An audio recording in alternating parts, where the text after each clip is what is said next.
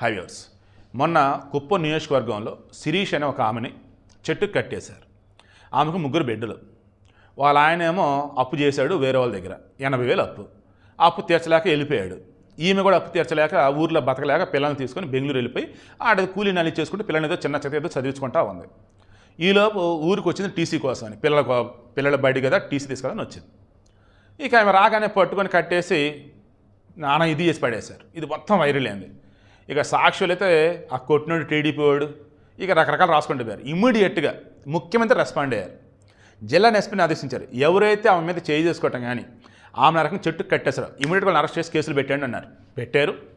మరి అప్డేట్ ఏంటి తర్వాత అన్నప్పుడు ఇమీడియట్గా ఆ కుటుంబానికి 5 లక్షల రూపాయలు ప్రభుత్వం నుంచి సాయం చేశారు. అండ్ ఆ 3 పిల్లలని చదివించే బాధ్యత పూర్తిగా ప్రభుత్వమే తీసుకుంది. ఆ పిల్లలకి అన్నీ కూడా సకల సౌకర్యాలు ప్రభుత్వమే ఇప్పుడు. అండ్ ఆమెకి బ్రతకడం కోసం 5 లక్షల రూపాయలు డబ్బు ఇచ్చున్నారు. ఏడా వద్దమ్మా ఇక్కడే ఉండి చక్కగా బతుకమ్మా అని. ఒకవేళ 5 లక్షలలో 80,000 అప్పు ఉంది కదా వాళ్ళకి ఇసురాలు మొఖాన్ని కొట్టిద్ది. మిగతా డబ్బుతో చిన్న వ్యాపారం పెట్టుకొని బతికేసిద్ది. లేదు ఆ డబ్బుని బ్యాంకులో వేసేసుకొని కూలీ నల్లి చేసుకుంటూ బతికేసిద్ది. సో ఇది పరిపాలన అంటే, ఇది పద్ధతి అంటే. మీకు బాగా గుర్తుంటే జగన్మోహన్ రెడ్డి తన జేబులోంచి శవరాజకీయం చేయడానికి వెళ్ళిన దగ్గరైనా ₹1 జేబు నుంచి తీసిచ్చాడా? మా పార్టీ ఇచ్చిద్ది అంటాడు.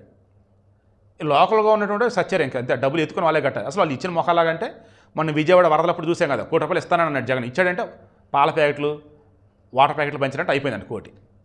వాళ్ళు బతుకంతా అంతే నాయన. నేను మరలా చెప్తాను చూడండి, టీడీపీకి సంబంధించి క్యాడర్ అంత బలంగా ఎందుకుంటారంటే వాళ్ళు క్యాడర్ని పట్టించుకుంటారు.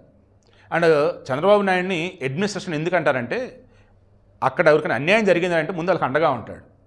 జరగాలి మంచి అనుకున్నప్పుడు దానికోసం దూరంలో పోతాడు. అండ్ అవుతున్న టీడీపీని వైసీపీని చూడడు. ఒకటి బాధితులు ఎవరు వారి పక్షాన మనం ఉండాలి అంతే.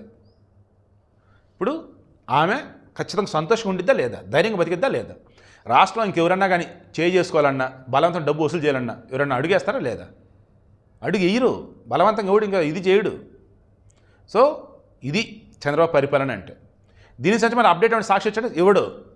నేను ఇప్పుడు కూడా ఎందుకు ఇస్తున్నాను, ఆమె ఏమైంది మరి ఏంటి అని చెప్పాలి కాబట్టి ఇస్తున్నా. అండ్ శవరాజకీయం చేసే జగన్ ఏ రోజు కూడా అవతల ఉన్న కుటుంబాలకు డబ్బులు ఇవ్వడు. బట్ చంద్రబాబు నాయుడు కులం చూడు, పార్టీ చూడు, మతం చూడు, ఏం చూడు, బాధితులు అంటే వారి పక్షాన్ని నిలబడతాడు. వారికి జీవితానికి భరోసా కల్పించి వాళ్ళ పిల్లలు ఉన్నారంటే వాళ్ళు చదివిస్తానంటాడు. ఇది పద్ధతి అంటే.